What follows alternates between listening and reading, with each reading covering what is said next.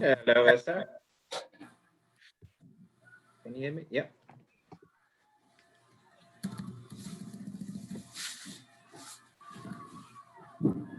Morning, everyone. Morning. Didn't know there were so many people waiting. Usually says somebody's joined the meeting. Hello all. Hello, everybody. Morning. Morning all. Morning. Morning, morning. Morning. Morning. Morning. Morning.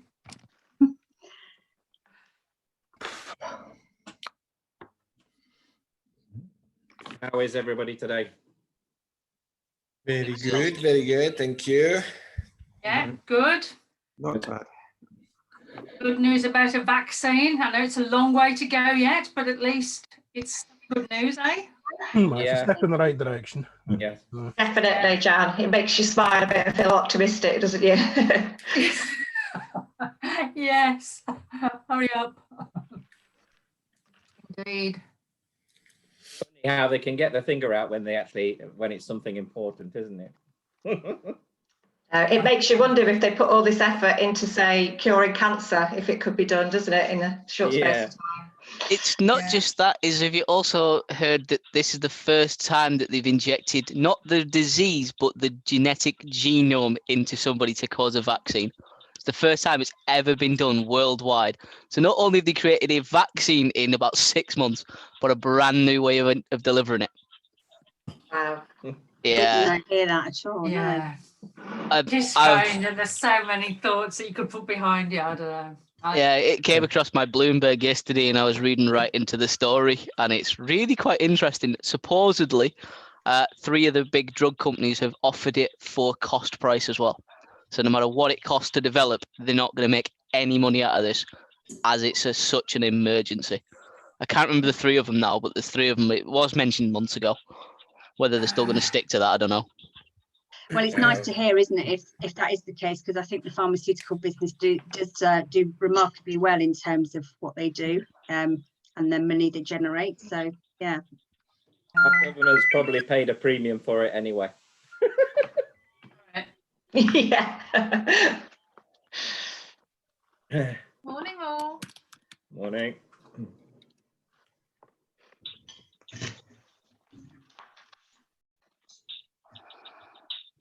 So, Mark, are you on lockdown? Are you closed for lockdown? Or? We've closed everything down, but apart from the hotel. The hotel we've left open, ticking along with a couple of contracts we had in. So we're getting about 20 rooms a night at the moment. So not too bad for this week. We'll see how the rest of the month goes. Oh, and the other Mark, sorry, I really Sorry. Yeah, no, we're again tier 3 up here, so we can open for meals with no alcohol, but it's been quiet. The hotel side's got a couple of rooms out. Next week there's absolutely nothing booked, so just have to see how it goes. And Nicola, Paul, are you open or closed? No, we're closed. Obviously, our coaches can't run, and we were fully booked with the coaches, so that just wiped out everything that we had. Yeah. And the way our business is set up, unfortunately, it's not really adaptable enough to take a different type of business quickly, if that makes sense. Yeah, yeah. And there's just not much corporate work around here anyway. Represented. No, I can imagine. Blake It's not the sort of area where you'd get leisure if leisure was open, but Exactly. No, that's not a possibility at the moment. So no. So we're furloughed, but we're doing some extra training courses and things. Some of the staff have signed up for some free. We managed to find a link to a lady that provides fully subsidised training courses of various types. So quite a few of the staff have actually signed up for those, which is quite nice. It gives them something to keep occupied. Good. Yeah, no, it's what we need to do. While if we can't be open, we should be concentrating on training the staff and improving the sales and marketing where we can. That's it. I mean, I'm personally doing understanding business improvement techniques, so we'll see. But apparently they're supposed to be 12-week courses, but if you've got enough time to dedicate to them, you can do them in 5 or 6 weeks. So that's what we're aiming to do. Yeah. Get them done while you're on the lockdown. Exactly. Yeah. And then fingers crossed for Christmas. How many people think that the lockdown will end on the 2nd of December? Show of I hands. don't, to be honest, no. Robin, please, can we be a little bit positive this morning? Well, I was actually going to say I strongly believe whatever happens, it will end on the 2nd of December. The new one starts on the 3rd. And then end up locking us down again on the 1st of January. I honestly believe that will be, because our good friend Mr. Johnson is he's good at sort of trying to do things to be popular and actually causing more damage. So I think that giving us 3 weeks to plan our Christmas Day is far too much time for Boris Johnson. I think 22nd of December we'll be out, and then we'll be back in on the 26th. And talking Christmas, Day. if you need cheering up today, if you do not watch the new John Lewis advert. Has anybody seen it yet? I heard about it. Is it an emotional one, Jan? My God. I thought I really wished I hadn't have started. I watched it this morning at 7:20. I was in tears. I was absolutely. Oh, Jan, I don't think I could cope with that today. No, don't. Honestly, watch it when you feel really strong. Nothing's going to bother you. Just to break you down again. It's heartbreaking. It's I can feel myself well enough again. Hell. Did you watch the Ansley one? Jan, is that the man with the dog? Yes, don't. Okay. Anyway, changing the subject, going back into the hotel industry. We're not retailers. Yes.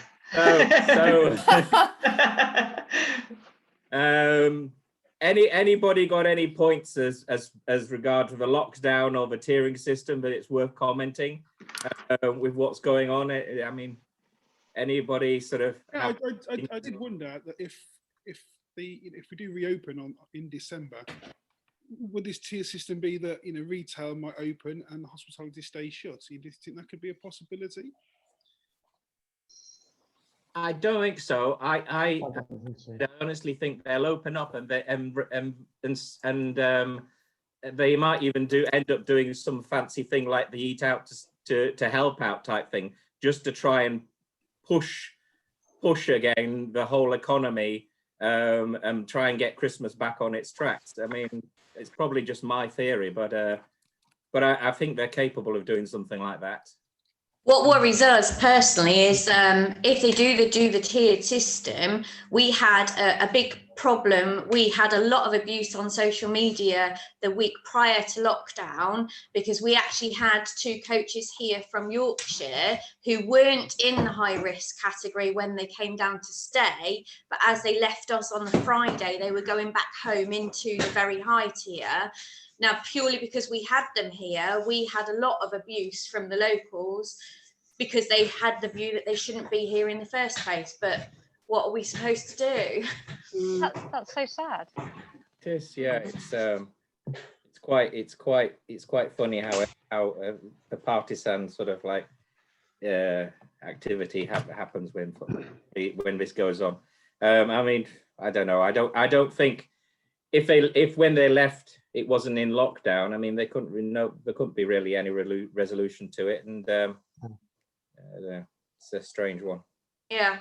looking at it from the meetings and events side, a lot of our venues have seen all of their business disappear for the rest of the year, and it doesn't help matters when it took 3 days to get clearance that we can actually still do meetings up to 30, which has been the problem all along, is that on the meetings and event side, and I'm sure Jan and some of the others here will back me up on that. But on the plus side, over the last 2 days, we've had an inquiry for one of our venues for an event for 450 people for 4 days in November 2022. I know that doesn't help in the short term. And this morning we've had one for a client looking for a venue to do all the filming for a virtual event. So it's not all bad news. No. Green sheets coming through, isn't it? Yeah, absolutely. Do we think that the thought of a vaccine, talk of it, is actually maybe giving consumers a little bit more confidence to book now, even if it is in the future? I think it should help. I agree. My only concern is that you had the professor, and Martin, I think he's on here somewhere, and myself had a conversation this morning, and you're all feeling all fired up, but it's only 90% there. And Boris was even erring on the side of caution last night, which is unusual for him, saying if the virus is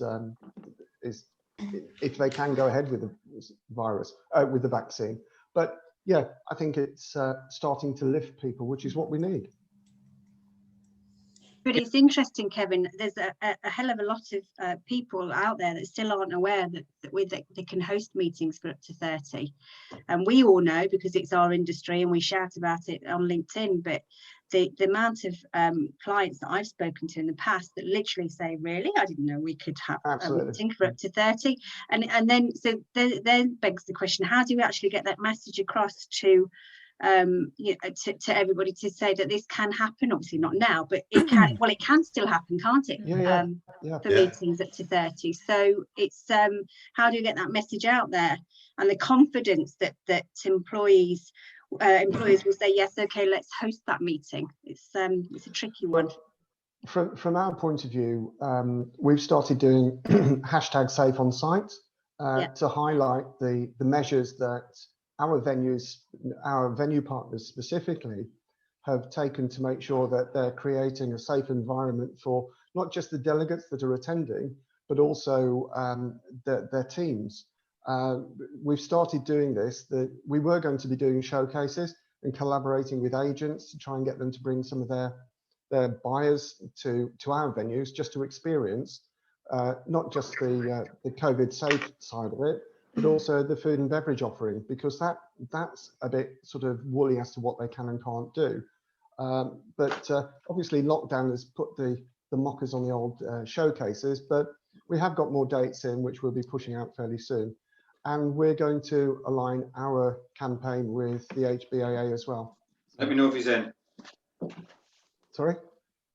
Nothing. I think it was so. I think what will come out of this whole thing is there's a lot more diversity. Companies have, even, I mean, I was reading the other day, will companies carry on doing takeaways? And things like that? Will meetings carry on to be virtual as well? Glaring at the screen, that's why I turned it off. And I think that's what's going to happen. I think moving into the new year, there will be a lot more diversity. We'll be using a lot more ways of actually selling and gaining that revenue. And I think it will be a strong comeback for the industry once we got rid of this this fear of the COVID, as it were. I agree, Robin, and we had a Zoom meeting yesterday, and diversity was one of the things that we were talking about. And one of the issues that has come up of late with talking to some of the agencies, the larger agencies, is that clients' perception of having virtual meetings is it's cheap and cheerful, and you stick a camera in front of a speaker and off you go. But actually, they've done the actual cost of putting on a large event, I'm talking 400 or 500 people, and stream it to an audience that are back in their offices, is almost as expensive and far more complicated than doing a face-to-face conference. So hopefully, with that in mind, once this is all over, then the face-to-face meetings will return to our venues and we'll all be happy bunnies. We're all social people, Kevin, aren't we? We want to be in front of people and chatting away. It's not, yes. Virtual is good, but yeah. Do you think that's a good point, Kevin, though, about the like-for-like cost, because that's a huge opportunity for venues, because if hybrid is going to be the option, then venues need to upskill and be able to sell it effectively. Absolutely. And be known as that leader that, yes, we can do hybrid and we know what we're talking about. Because clients often don't want to learn about it. Like, as an event booker, I don't necessarily want to know what leads they're using for everything. I just want to know that it's going to work, it's going to be really good. So if you're a venue that can handhold me through that process, then that's exactly what I'm going to want. And I think virtual will always be here to stay, but there's nothing like that experience, that touch, feel, smell, hugging people when we can. But Food also, and drink. it will enhance the face-to-face experience as well. Instead of your audience just being limited to 1,000 people, it could be global, couldn't it, with hybrids? So certainly lots of opportunity. I think the future of Zoom will probably be most seen in just the general day-to-day office environment, where people used to work in an office in the centre of London, possibly not having to go there anymore. People who sort of like had to travel to do short meetings during a day will probably not do those anymore. They'll use it. It'll be used in the general office environment to encourage meetings and to help people work from home and have a sort of like different lifestyle, as it were. But when it comes to something like getting to people together to sort of celebrate something or talk about and like conferences, and I think it will soon come back once we're over. Robin, do you want me to just at this point just to give you a quick update on some of the licensing things that have happened over the last few days? Is that worthwhile? Yeah. Simply because it ties in quite nicely with what we're talking about, the future and what it's going to look like after. Obviously, I'm sure most people are aware, in England, with this second lockdown, the part of the legislation was that you couldn't supply alcohol takeaway either. You now can do that, so that's been relaxed. So alcohol that is being ordered online or by phone can be delivered, takeaway. More importantly, the Community Secretary, Robert Jenrick, they're now looking at extending the automatic entitlement for takeaways and off sales of alcohol until March 2022. Obviously seeing the benefit from that and really building up on the, what is going to be lifestyle changes where people are working remotely, etc., and wanting takeaways, etc. So although that hasn't gone through yet, we're pretty certain that that will all be extended. So even if you don't have an off sales on your license, once the legislation has gone through, hopefully you'll have automatic entitlement until March 2022, which is quite good. That's all I've got for England.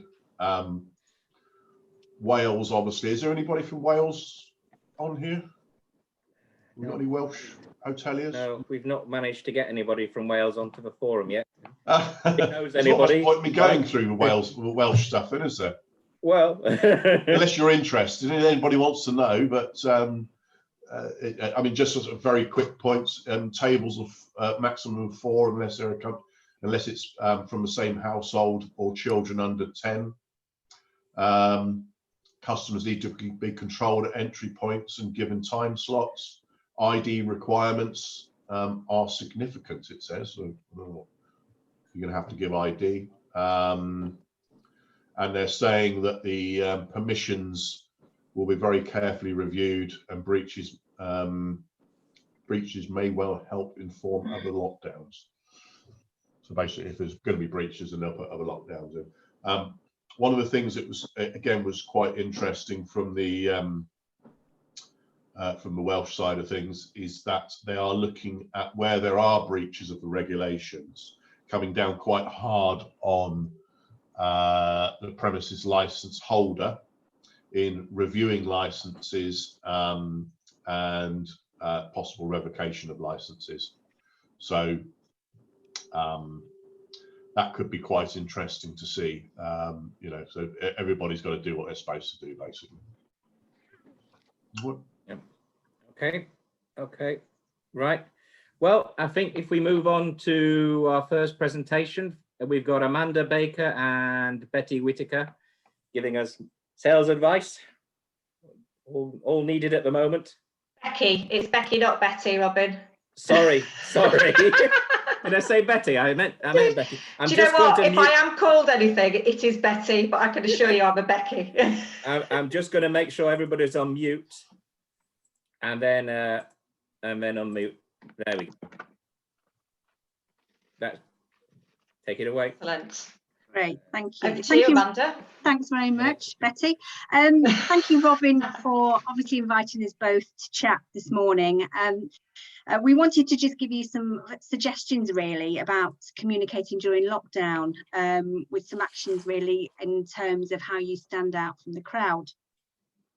Both Becky and I have our own consultancy business. I'll just share a slide with you if I may. The other two.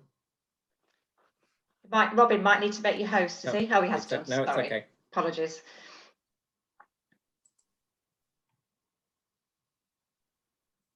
Right, can everyone see that? Yeah. Yeah. Lovely. So we both have our own consultancy business. Becky, with her people by people hat on, supports hospitality businesses with their social messages. She helps to give them more confidence and structure when it comes to social, either doing the work herself or training and giving individuals the tools to do this themselves. And I offer consultative sales and marketing advice, supporting independent hotels and venues, ensuring they follow a sales and marketing plan that can be easily implemented and ensuring tangible results. So during our first lockdown, we were fortunate to meet the founder of Selling Savvy, Kate Plowright, who's on today, and soon through Zoom calls and various discussions that we had, we understood we had a common interest in providing sales training and support to our fellow peers. It was during this time that we became associates of Selling Savvy concept and brand, offering sales training, mentoring and support nationwide. So this morning's talk is about communicating during lockdown and actions that we need to do to stand out from the crowd.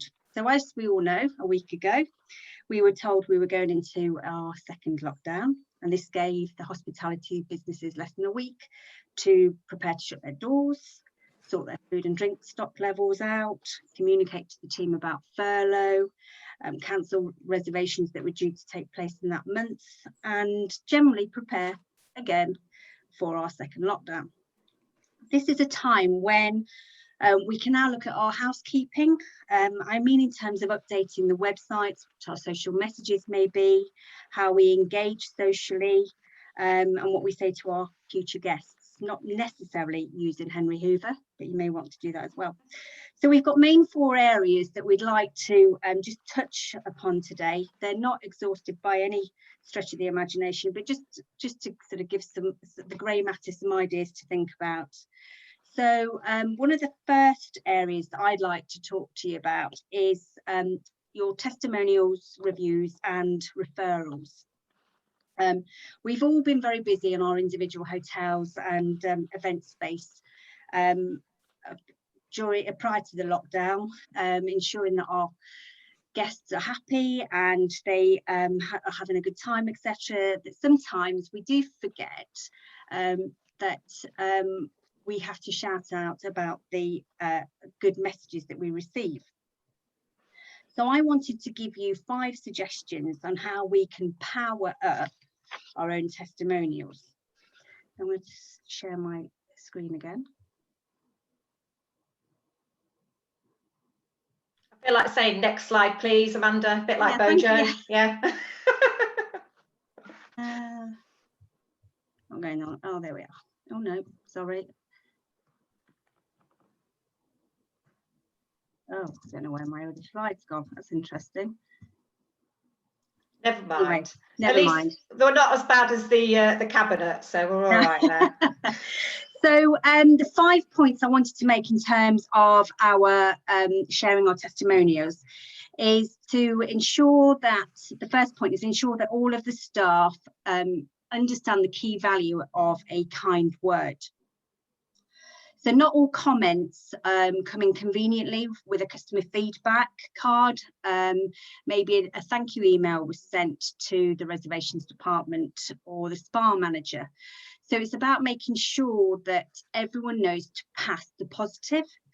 And what I mean by that is any staff member that receives that comment to pass it over to that person who's responsible for your social marketing and media, so that they too can then add those comments on the various social platforms.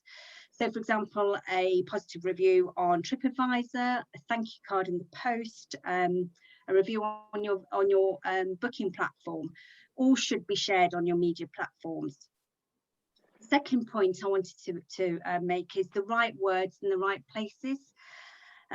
Testimonials are more effective when they're linked to the right service.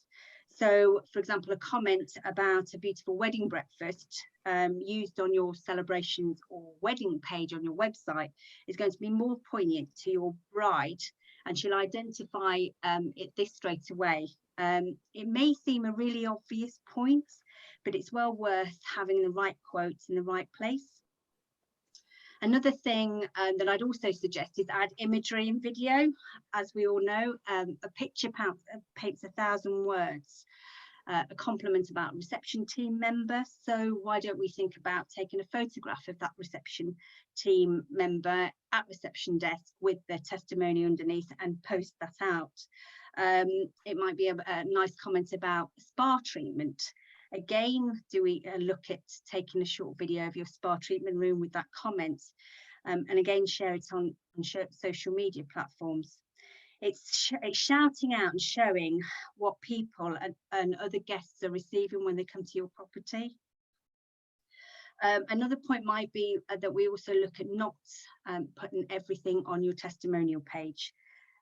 Absolutely, it's a worthwhile addition on your website, but it's not the only place you need to put your testimonials. So again, make sure you shout about the positive messages from the rooftops. And finally, don't be afraid to ask. Not everyone who has enjoyed their stay may wish to write a comment or put a review down. And if you've got a good relationship with clients, it's nice to drop them a line and ask them if they wouldn't mind preparing a testimonial, writing a short paragraph, or even a 30-second video, obviously on the basis that you know them and that they have had a good time with you. And, you know, take that plunge, drop them a line, see what they think. One thing to mention at this point is to make sure that your content is relevant and up-to-date testimonials from people that may have attended social distance events or have attended your venue or hotel during these strange times, and make it more relevant to the time that we're in at the moment. So I'll now pass you over to Becky, who is going to talk about our messages on social media. Thanks, Amanda. Yeah, I think we can be a bit too British sometimes, can't we, when it comes to asking about testimonials and referrals. Like you say, you don't ask, you don't get unless you ask, do you? So yeah, definitely. So I'm going to talk to you briefly about keeping your social media alive during lockdown. I say briefly, I could probably talk about the topic of social media for days, so I will try my hardest to keep it brief.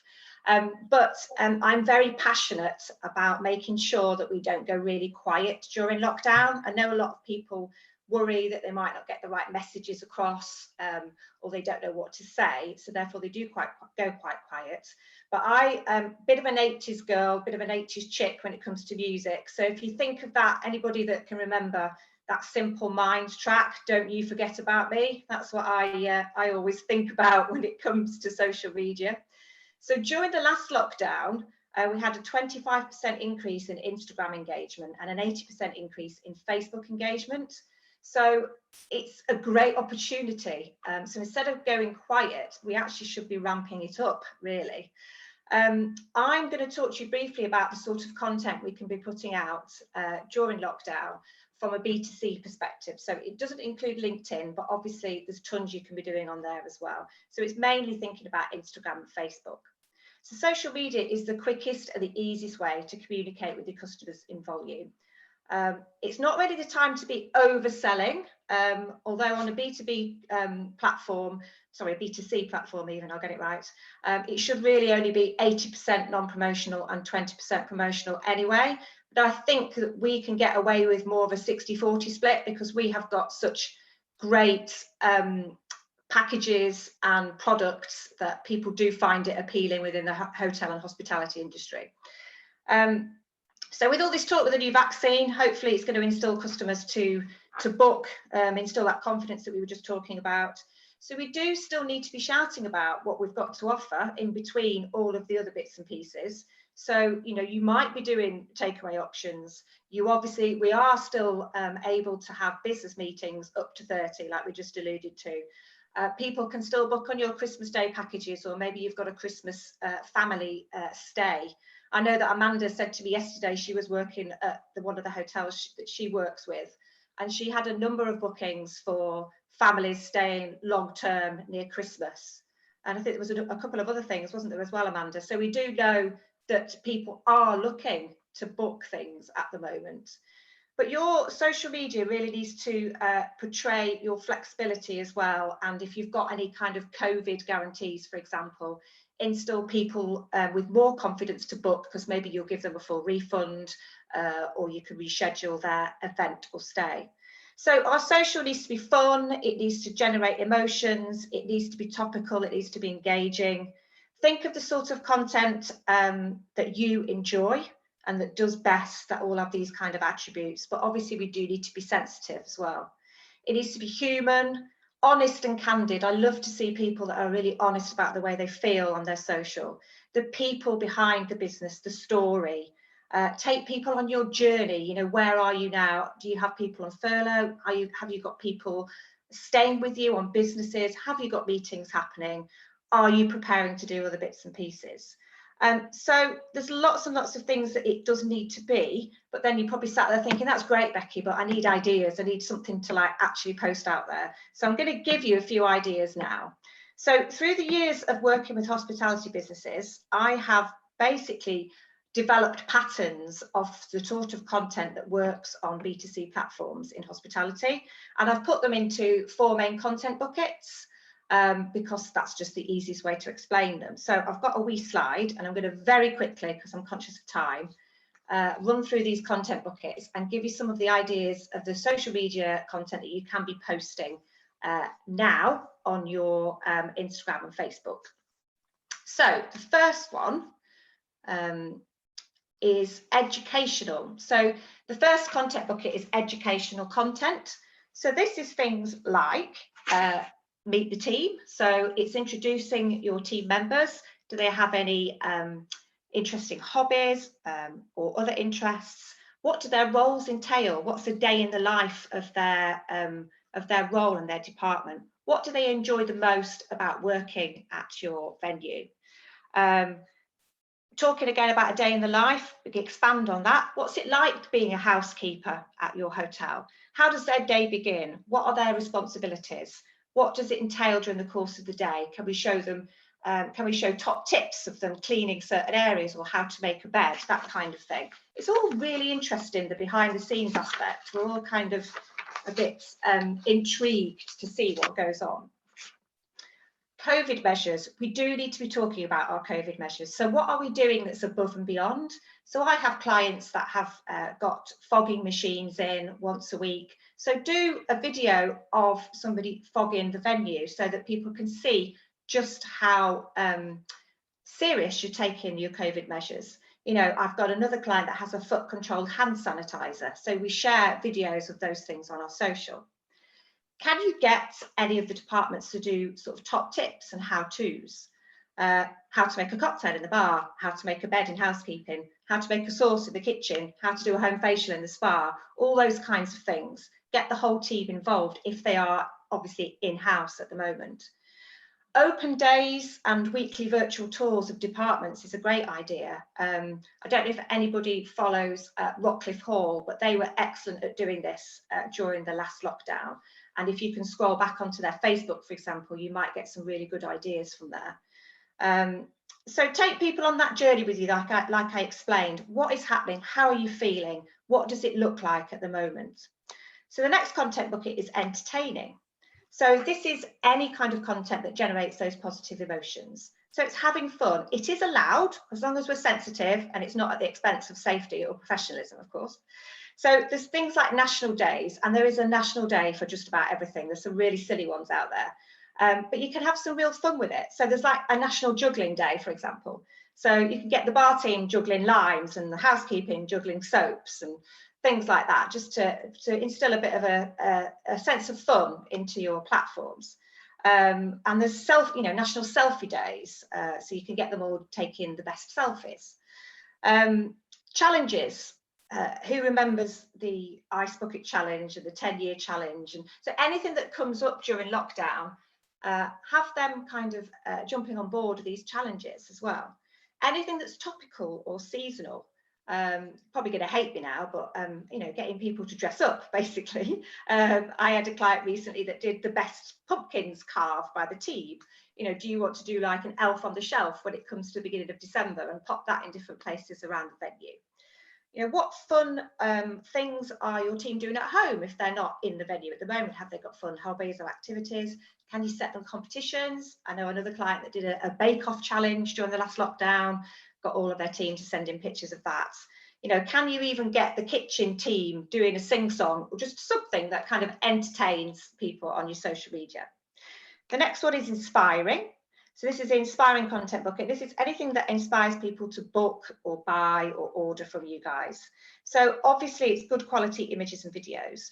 One of the things you can be doing at the moment maybe is gathering some of those things to use on future posts. It's looking at any user generated content that you've got. Look at what followers are posting. Maybe you could ask them to share their pictures of themselves at your venue, when they were able to visit you, and it's something you can share on your socials.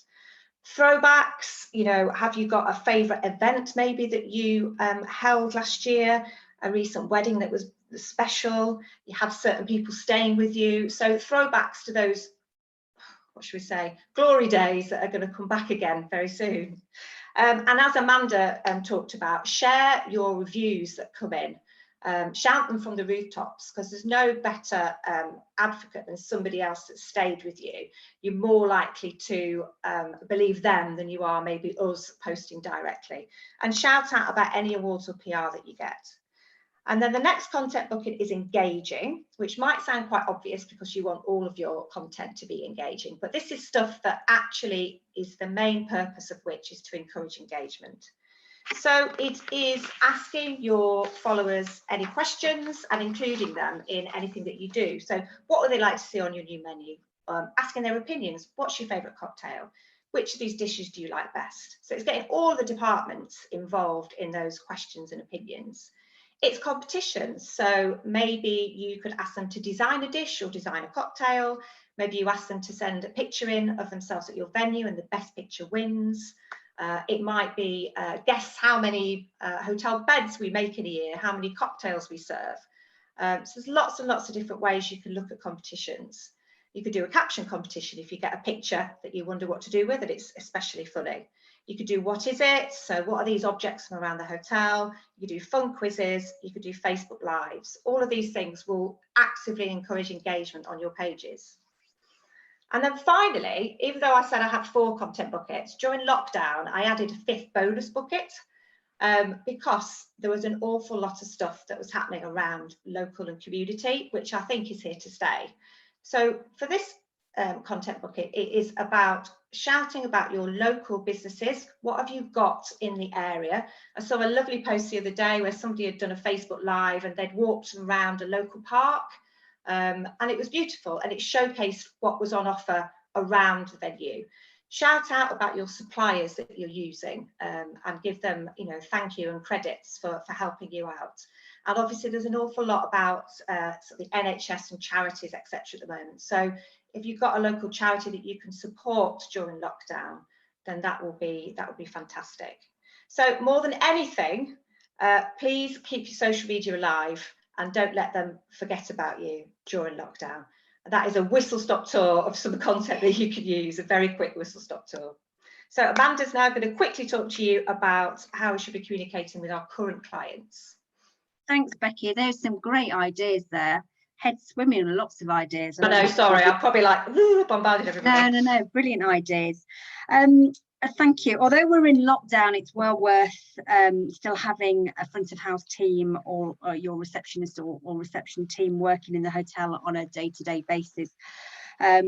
I know one of my clients has asked each sales team member to cover reception each day during the lockdown, and that's to ensure that emails are answered timely and telephone calls are answered, etc. And it just makes sure that your future guests feels communicated and confident with that you can deliver the service that you're promised to do, so that you're there in the first instance. And as Becky mentioned, I assisted one of my clients only yesterday covering reception, and I'd received several calls inquiring about Christmas and New Year packages, as well as a number of leisure bookings for between 5 and 7 nights for mid December and between Christmas and New Year, Twixmas. So it just goes to show that people are sat at home surfing the web and thinking of things to do to get out of the 4 walls, and so this is a great time to try and communicate with your guests. One thing is also worth mentioning is if you are open to your business traveller guests, find out if your competitors are open. If they're not, then obviously shout about the fact that you are open, because it's interesting the amount of hotels that actually have closed their doors, and if you are open, it's worth picking up the guests, the business traveller guests that aren't actually that need requirements for a hotel, but you need to make sure you're on your OTA and the business community is aware of that. We need to prepare now during lockdown for when as we've discussed, when the hotel doors reopening. So it's worth noting now that more clients are reaching out direct to hotels rather than through the OTA channels. And one of the reasons this is that more than ever they need hand holding in that process, that total process when making their reservation. And we as hoteliers need to ensure we give our clients the reassurances that they will feel comfortable and safe when they're visiting our hotels. So I'd say we need to manage our guest expectations, and it's worth thinking about the guest booking journey as if you were the guest yourself. SiteMinder produced a report not so long ago about a changing traveller report, and it highlighted, one of the points it highlighted was that well promoted health and safety practices ranked as the most important factor for 1 in every 3 travellers when they're choosing their accommodation today. That's an interesting point. So is your website up to date with your safety policy and procedures? Can it be found easily? Is it on the home page, for example? And is it clear and concise? It doesn't need to be War and Peace.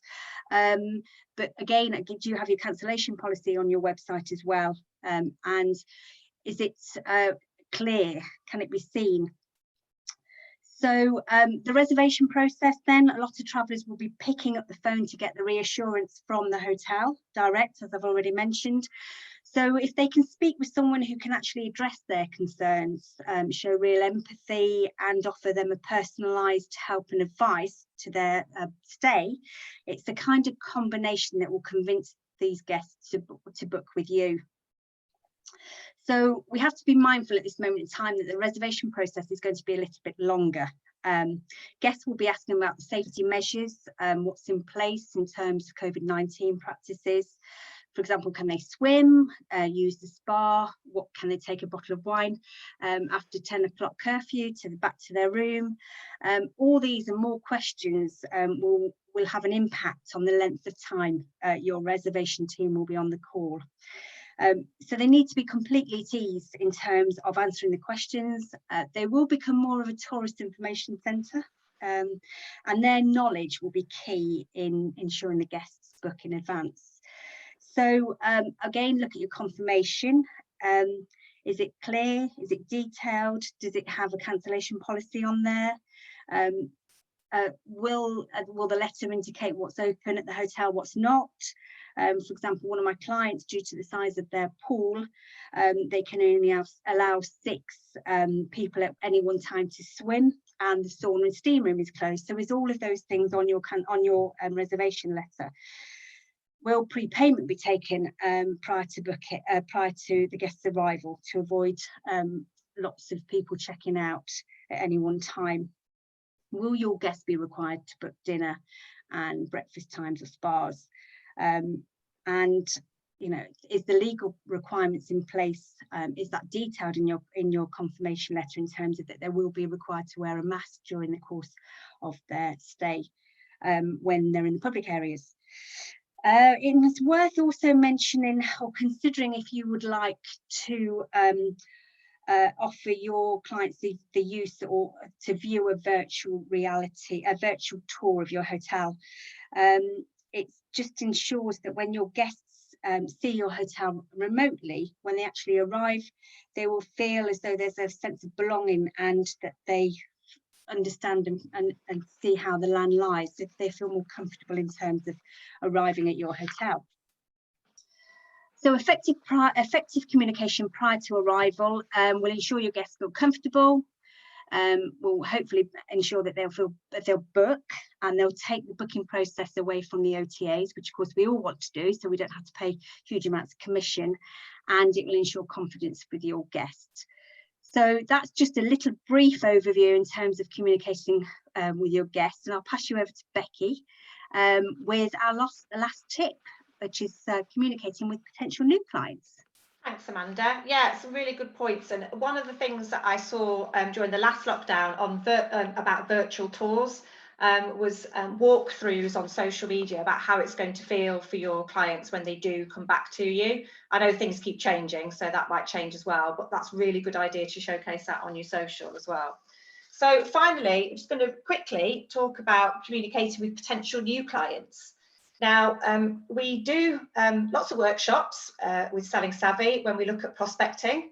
And although now isn't really the time to be selling, unless of course we've got qualified leads and we know the need is there, then we can still be building the relationships and carrying out the research stage of prospecting.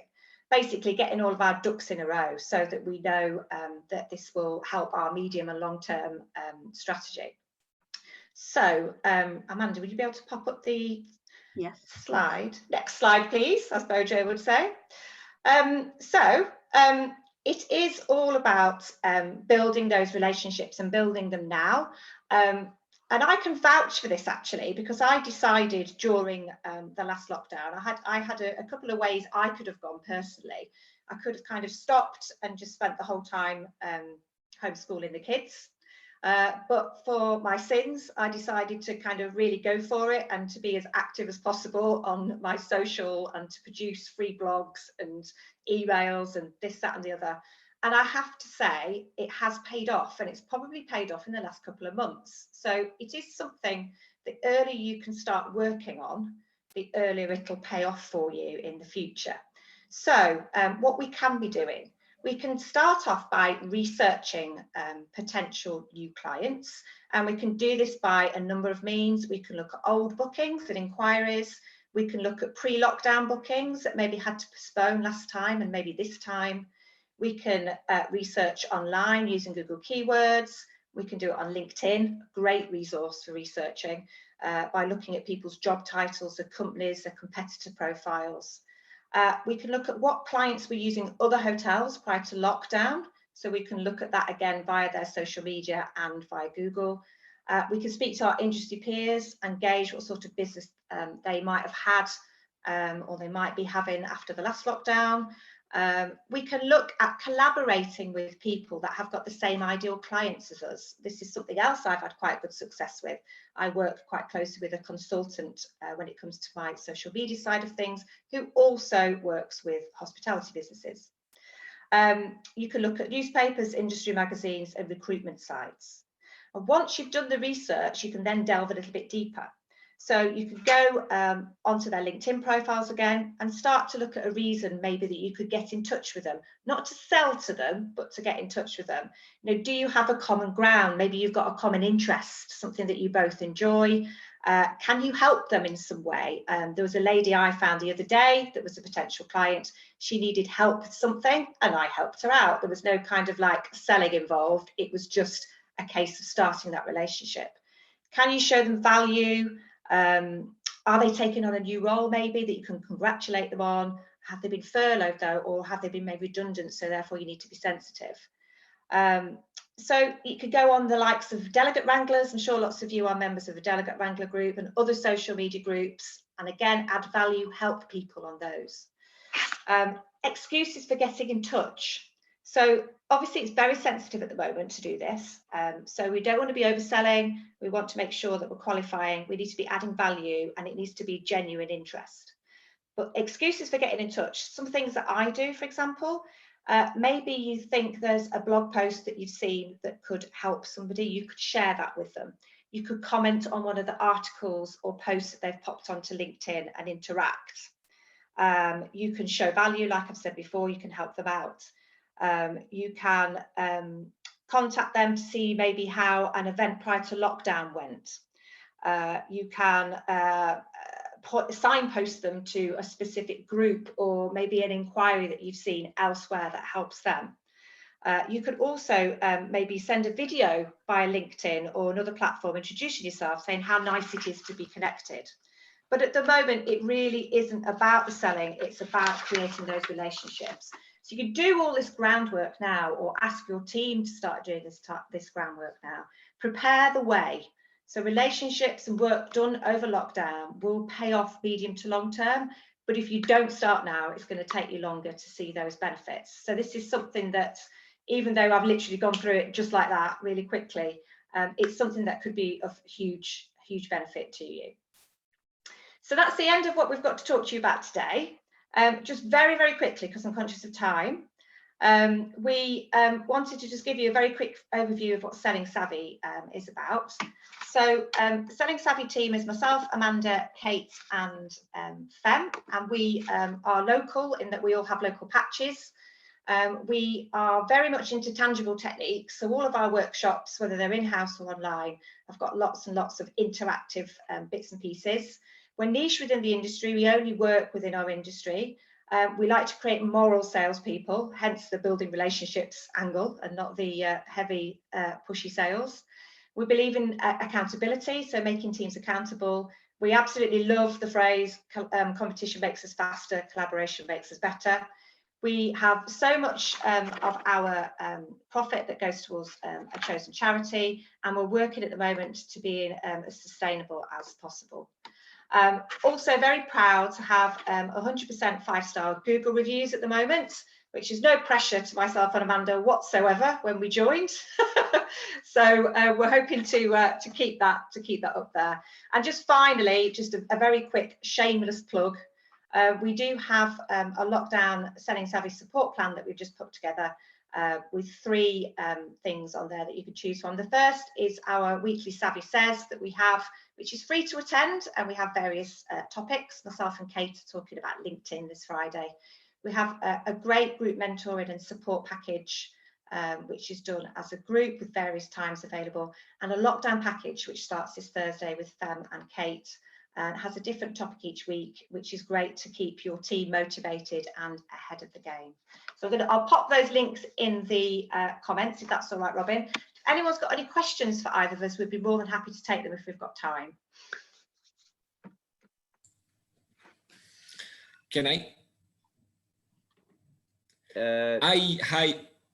Can I ask something, Robin? Yeah. Yeah, hi, just Becky, quickly, how are you? Yeah. Hi. Yeah. Very well, Very thank quickly. you. I was just the other day I was just researching about hotels in Dublin, and I've noticed that a few of them they're still paying for Google ads or Facebook ads. Yes. Now, considering that the big players like Booking.com, Expedia, they have all stopped, what's your idea, or what's I didn't see the point to keep paying for ads, even I mean a lot of hotels have stopped, but some of them no. So what's your idea on paying for ads on Google, Instagram, or more than Google in this particular moment for hotels, of course? During lockdown. Interesting point. So the clients that I worked with during the last lockdown, we did stop all of our ads, and we concentrated and focused on the organic posting of the content, some of which is the stuff that I talked about previously. But one of the things I have been doing with a couple of clients during this lockdown, because I think it's going to be shorter, fingers crossed, is we have been focusing on doing some, for example, page-like campaigns for Facebook to increase the community. Yeah, to increase the community with obviously quality, relevant people. So when we do then start hitting them with the ads Instead again, of the selling we've point, got more. Yeah, we've got more. Makes sense. Engaged community. So and probably it's cheaper now to try to increase the community with ads, considering yes. Well, during the last lockdown, Facebook ads, for example, were a lot cheaper. I don't necessarily think it's going to be quite the same this time, because I think we are coming into the festive season, which is usually more expensive. I know it's a very different festive season for us all, but it does still kind of impact on the spend. But I think in these sort of next 2 or 3 weeks, personally, I think it's a good idea to be increasing your community if you've got the money to spend. Obviously, if you haven't, then focus on the organic content that we've talked about. Yeah, absolutely. Thanks, Becky. No problem. Okay, thank you. As usual, I'll include the presentation in afterwards, and I'll include contact details for Becky and Amanda. So if anybody wants any other questions, please feel free to contact them. Thank you. Thank you. A quick mention that Caroline asked me to mention is that on the 30th November, the Institute of Hospitality is doing a communicating during COVID pandemic presentation. So we're always great supporters of the Institute. If anybody wants to join in that, I'll put the link into the newsletter. And also, in case anybody's interested, Ensley have now pulled out a cancellation insurance for guests. The hotel takes out the insurance, but they can charge the guest for the cancellation insurance, and then it's covered for COVID. So I'll put those into the newsletter. And now, without further ado, we will move on to Zoe, who's going to give us some advice on quality audits. So if she can unmute, and on we go.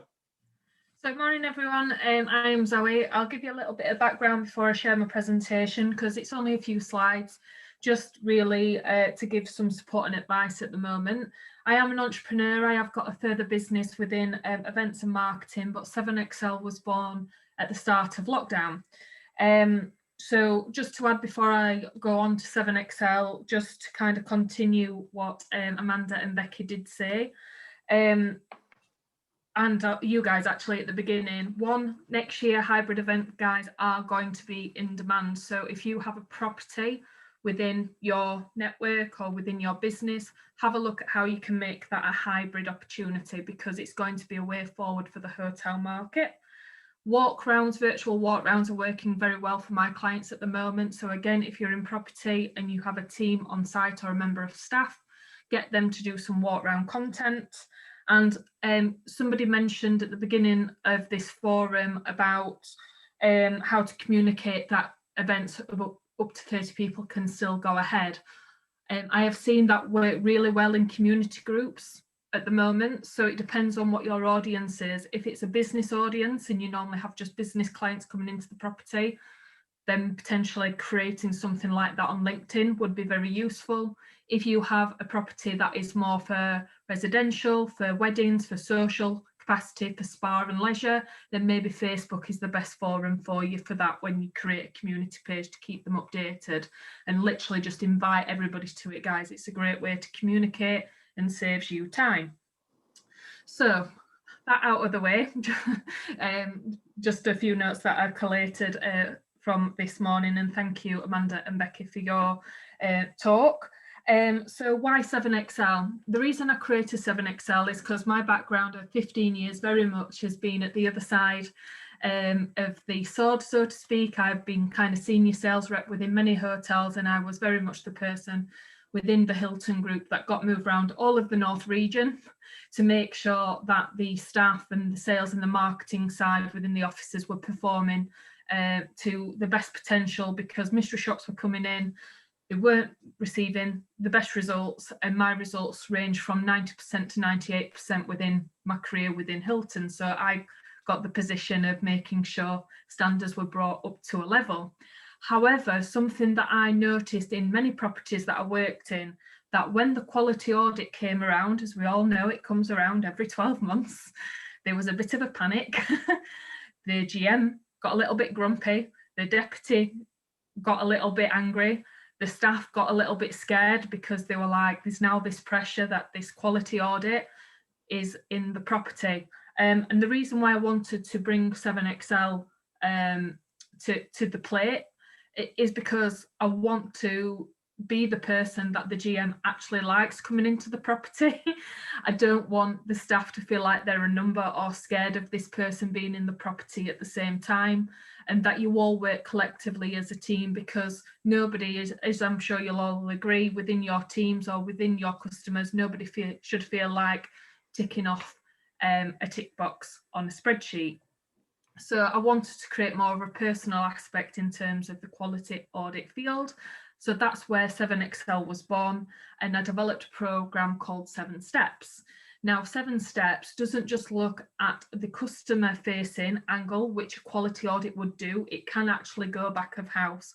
It all depends on the area of the development. The general manager feels like he's required for review. So it's all very confidential, and then we would put a plan forward for that property to basically increase quality, increase service, and ultimately increase results.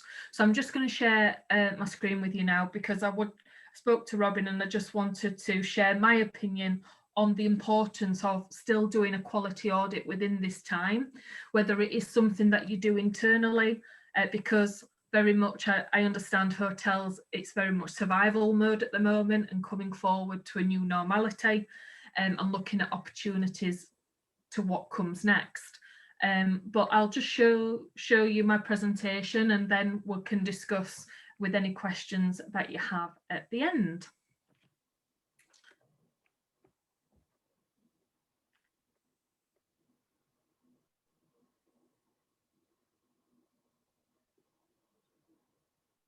So the presentation very much today is 7 slides. I'm just going to literally go through with you, in my opinion, the importance of still doing that due to the pandemic. And really the reason why I think it is super important is for, as I mentioned, it's a bespoke programme, but the areas that I've highlighted here in bold are really what I truly believe that hotels need at this moment in time, and that's what a quality audit can do, but a quality audit with a little bit of a difference. So it can show development, it can show opportunity, it can help you strive for excellence, it can help you identify key strengths and provide solution to something that can be long term. So when you come round to your quality audit, because quality audit is an accreditation, it isn't going to go away. They are kind of the shark within the pond, so to speak. But the idea is that doing these quality audits and following a 7-step program means that you don't have the panic every year that you can potentially have after a quality audit is completed, because it tends to get distributed down the line, and then they tend to know about it, well, 6 months, 12 months later when they do a review and things still haven't been executed correctly. So it helps the team strive for excellence and gives them the right tools. It provides them with key strengths and solutions, and also gives them opportunity as well. Because as I mentioned at the start, guys, our vision, our mission is very clear. We're very passionate about customer service and making sure that everybody feels valued, and that is from front house to back office within a hotel. And that's why we feel quality audits are important, but important to do front of house and back of house as well. Because our mission is to strive for excellence by considering all elements and factors that contribute to a business, specifically hotels, as that is my background, to ensure that they are successful, and also by implementing the 7 steps into the business. So why is it important? And please give comment on that within the chat or with questions after. But I believe the importance of it is because it provides alignment, because if you don't have alignment, then something's ever amiss and something will fall through the cracks. It identifies gaps, which technically are gaps through competitor analysis. It can show you what's happening in the marketplace and where areas you kind of need to come up to par, or maybe you are performing and excelling more in, so you can market that better and you can promote that better within your teams. It generates optimization, which for me is all about opportunity of what you can perform better in. It helps you track results, so it helps you understand what was identified in the last quality audit, what's identified now in an independent audit, because that's technically how we are different from a quality audit, and it basically helps you focus on the overall experience as well. So we do put the customer service element into that.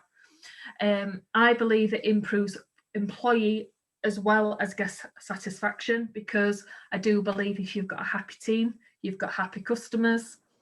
I believe the importance of it will help you reduce costs and offer opportunity for sustainability, and it helps you as well plan for the future. It helps you think outside of the box. Very similar to what the ladies were saying within sales as well. It makes you think about what you can do future for your property to make you stand out where it counts, and communication is key there for that one. But we do understand the practicalities of it. As I mentioned at the start, the launch of 7XL was January of this year, but because of the pandemic, the hotel sector went into survival mode, as they are going to do. And I do understand that furlough is still the cloud above the hospitality industry at the moment. With, if furlough wasn't extended, 1 million job losses were potentially going to be lost if that wasn't extended. Thankfully, it was. But I do believe that in adversity and in this time, it's always an opportunity to have a look and see how you can strive to be better, whether that is the product that you offer or the service or both within a hotel. Because it's all, I believe this time is all about creating a better future for your team, for yourself, but most importantly for your guests as well. So I've got a few top tips here. Following our approach, and we literally follow, as you know, just for information purposes, 3 steps. It's all about providing information, it's all about providing development opportunity, it's all about being responsive and not putting the quality audit in the drawer and looking at it next year. And it's all about following the 7-step program, and very simplified, so it's easy to understand, and it's easy also to carry out on a do-it-yourself basis or an independent basis by bringing someone like myself into the team. So our top tips, guys, so if you want to make note of this, please do. So our top tips during this time that you can potentially do in your own quality audit within your business, because I do understand, for example, I spoke to somebody yesterday within a local hotel, and then the general manager, bless him, was serving breakfast because there was only allowed 1 member of staff on the property because the property was closed. But we were talking about how he had conducted his own audit during this quiet time and actually gone back of house and front of house with my advice and looking at the areas that he could potentially develop as and when the money allowed to within forecasting. A further top tip was to enable you to communicate with employees at this time and offer support, including well-being, because for us it's not just about checking a spreadsheet, it's about actually making sure those that are, for me, the blood of an organisation within your staff are actually okay at this time. So communicating with them, making sure they're okay and ensuring they're up to date with what's happening in the property is key, because that will tie into, for example, any quality and standards you wish to implement going forward when they're actually back in-house. Very much follows on from what the lovely Amanda and Becky mentioned about keeping up to date with your guests. It's really important and something that can easily be implemented with many of the things that the ladies said today. You could also, as well, if you've got a few members of staff and it's a quiet period in the hotel at this time, do some role plays, focus on the customer service element, have a look at how you can improve that and roll that out when it's fully open. training, guys, even though the staff are on furlough, e-learning at its best is something that can be rolled out as well. So if there is something that you identify on your own audit, in your own perception, maybe it's something that you can roll out. There's lots of free funding available now, guys, for e-learning training. So just have a look at that if you are within property on this Zoom. It might be something that keeps your team motivated while being at home as well. As long as it's training and not classed as working or promoting the business on furlough, they should be able to do that. When you do the audit, think about innovation. I mentioned at the start with a hybrid with my further business within events and marketing. Hybrid and innovation are going to be something that can be easily introduced, as we've seen already in this pandemic. Technology has been the lifeline, I believe, and helped us communicate. So have a look at the areas within your meeting rooms as well that can be innovated for the better. And just keep a record and review, because I understand at this moment in time it may just be yourself solely within that department or within that property, just because you need somebody on site because it's not officially open. So just ensure that you are communicating and you're keeping that record, and then when your team and the decision makers within your organisation are back together, you can look at that review and record. And obviously if you need a further pair of eyes on it, then I'm more than happy to have a chat, and you can contact me on them details below. Or I do know Robin has got this presentation to send out in a PDF if you wish to contact me after on email or give me a call. So again, a whistle stop tour, guys, of the importance for me of quality audits. But I just think it's now more important than ever to have a look at what you've got, what can be improved, and go forward and implement that when it is the right time to do so. So it's a perfect opportunity at the moment to just reflect and get things moving to the way you want when we come to a new normality, as and when this cloud is lifted. So thank you for listening. Thank you, Zoe. It always comes to mind that some of my greatest mentors have said this: the level of service and quality is not just for the inspector, it's for the guest every day. And keeping an eye on that quality on a constant basis with somebody guiding you has got to be the best way forward, rather than just trying to struggle at the last minute to try and get back up to standard. It's always good to do a little bit at a time, constantly, rather than having to do a slog every time you think the inspector's coming in or the manager's coming in or whatever. So yeah, anybody got any questions for Zoe? As usual, I'll put the details in the summary. I would mention, guys, as well, if anyone does want to have a confidential chat about their property and about their team and about the audits, more than happy for you to give me a call or send me an email. We'll book that in, because I do understand it sometimes is a confidential matter when you're looking at your property, because I do know with many GMs that I've worked with, it's their baby, so to speak. So if anyone does want to speak to me in private, then by all means contact me. Okay, well, if nobody's got any questions or anything else, we'll give it a roundup for today. Thank you all for attending. Please, if you know anybody else who might be interested in joining, let them know about the forum. The more the merrier, as far as I'm concerned. And I hope everybody's enjoying it, and hope everybody finds it useful every time. And I hope you all have a good 2 weeks until we're back again. Thank you. Thanks, guys, and thank you for the great feedback. I'll save the chat. Enjoy the week, guys. You too. Thank you. Bye. Thanks. Bye. Thanks. Bye. Thanks for having us. Bye. Thank you.